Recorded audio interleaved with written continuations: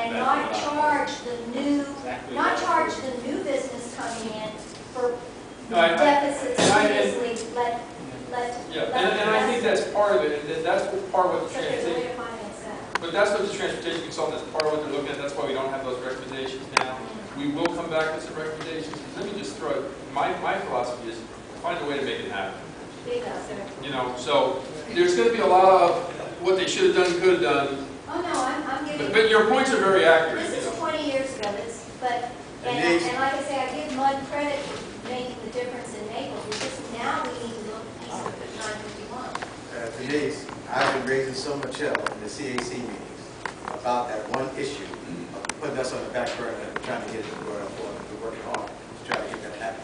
Yes. The three quick points to what Denise was just talking about. Maybe one of the things that we do is include a policy that talks about at least evaluating a transportation concurrency management designation. That's a good idea. That's one of the things we're talking about. The other one is... Or exception.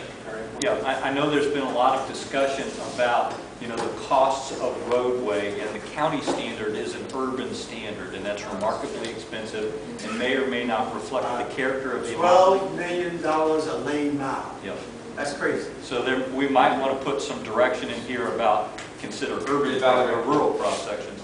And then the last two are associated with policy 3.210 and 3.211. Both of them talk about transit, and in most people's mind that talks about one specific thing. They're thinking bus service. We might want to change that to, you know, mobility plans, because that includes pedestrian, bicycle, and I think it's a more general term and would provide multiple avenues of addressing that rather than just a bus system. That's a good point. And I just want y'all to know, a study was just recently completed in our Main Street talking about pedestrian-friendly bicycle path down the Main Street corridor. And a temporary study has come out to the MPO, and we'll get that information back to you as soon as we have it. I do want to say on street lighting and all of those, I would like to see us put some language in there about coordinating with MST. Yeah, no, that's great. Yeah, when that was mentioned. Yeah. Add the workforce development board under education. I thought we already did that. We did that already. Yes. We did mention, yeah. Okay. Anything else? Okay, we're over to stormwater management, 3.2. Well, just as a general comment, I think anywhere where we can find incentives that would cause some of this to occur, maybe faster, those are going to be important. Let me share something with you. Our county commissioner has been tremendously concerned, especially after the last storm when we had some flooding in certain parts of the community. And he wanted to see some MSTUs developed to try to solve some of those problems. We looked at this concept about 4 or 5 years ago, about 4 or 5 years ago, right? To set up small MSTUs. Every bit of that. Yeah. And it just doesn't make sense in some situations. It wouldn't pay for itself. It wouldn't pay for itself. So what we may want to look at, and I'm going to bounce this off you folks, is we have an MSTU that used to deal with lighting and beautification. They only deal with beautification now. What if we were to expand that, and I think they charge us $500,000 for those that are in the group? I think it is $500,000. $500,000. Expand it to the whole urban area and give them the district responsibility to work with the Big Cypress Basin and deal with stormwater management and drainage, and deal with the MPO to talk about additional roads and areas where we need to have those additional roads.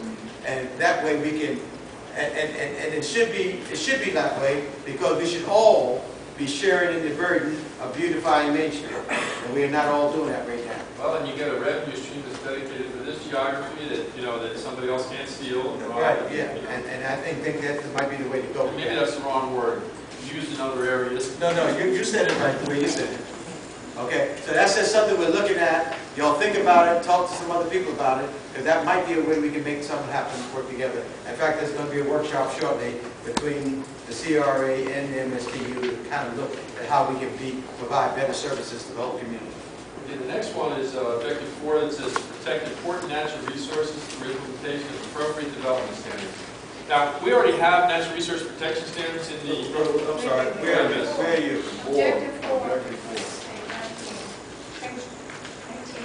that's what I was. No, he didn't. What about, you skipped telecommunication facility. And solid waste. Well, you must be at the policy level, not the objective level. I thought we were going through each objective, and Yeah. if somebody had comments Oh, or I'm sorry, concerns. I'm sorry. All right. I apologize. It's all right, so if nobody else. I apologize. No, we'll be having breakfast if we do I that. know. Okay, we're up there, because I do need to be someplace else. All right. So let me just say that there's already a whole bunch of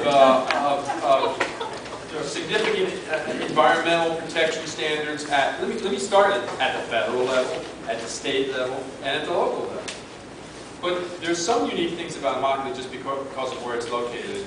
And so the only thing that we really should deal with here is anything that requires more specificity or more focus than those general protection standards, or conversely, by protecting the unique things in Immokalee, do we create some flexibility in the urban area from those other standards that would normally apply? So those are the two things that I think we want to look at. You know, you have the, I don't know what it's called, the wetlands that are adjacent to Camp Keys and Lake Traffic. And they're in the urban area, but there's now like a boundary around them, and there's sort of a movement to protect those.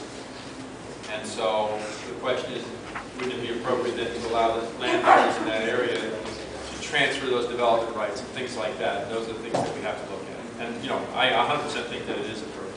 You'll need to be aware of something else that's happening, or that people are trying to make happen in our community.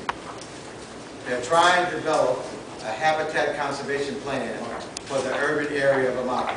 That's a new tool that's being used around the country, where you develop a plan that's approved by all the big boys, so that allows you to handle your environmental situation certain ways. The unique difference between this, because all the other plans that have been approved in the past have been single species plans, or single environment plans, like the uplands or wetlands or whatever.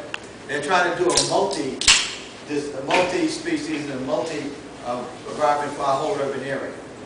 We, the CRA board, has taken a very firm position that unless they can tell us after that plan is in place and laid over the urban area, that if a person wants to develop there, they have certain steps they have to do. Once they do the steps, they can get their permits in 3 months. And now it takes you forever to get those kind of permits. Okay? Until they do that, we got it off the table. And I'm just letting you may hear something about it, so you'll know about it. You understand? But that's what we want to try to do things in such a way that we can grow the way we want to grow, to make it the kind of community we want to be without being overburdened by regulatory problems. So we may want to put a policy that says just something like that. Well, That you got to have this component's got to be part of that. Okay. All right. But next one, yes. For clarification, the Pepper Ranch purchase, is that somewhere in here that we're going to, Now, that's fairly new, that doesn't belong? it's going forward as far as I know. I think it's scheduled for the board, so by the time we So would it put it. doesn't need to be mentioned in our master plan that we support the use of that? If it's not mentioned somewhere in here. I'm sorry. That's where I'm coming Yeah. from on 4, since it is I think, is it in the tourist area section here? Well, we could put it, we for sure need to put it in our redevelopment plan, because the CRA fully intends to partner with conservation plan for those things. With So regard- it's still somewhere. No, I think these comments do. I I jumped was just into wondering where it was, and if it wasn't in natural resources, it could, be referenced in a lot of places, but So it does be. as long as we. It's probably not there, but it's probably up under the diversification and where we talked about. I remember seeing it somewhere. Yeah. But, Ecotourism, where we talked about ecotourism. we need to make, because that's what we're going to talk about, ecotourism. That's the other hook. Okay. So I did make a note though, and I think it would be there and other similar areas where there's